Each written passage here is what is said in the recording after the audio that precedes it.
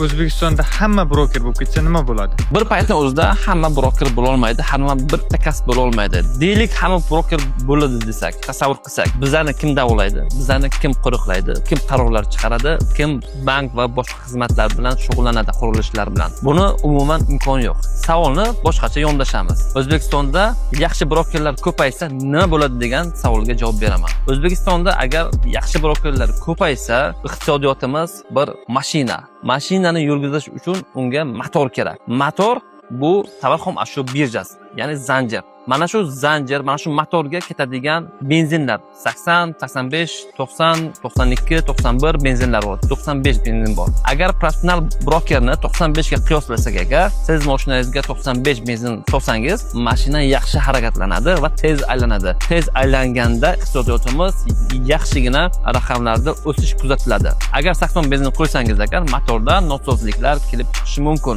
Shuning uchun professional broker ko'paysa, iqtisodiyotimiz gullab yashnaydi.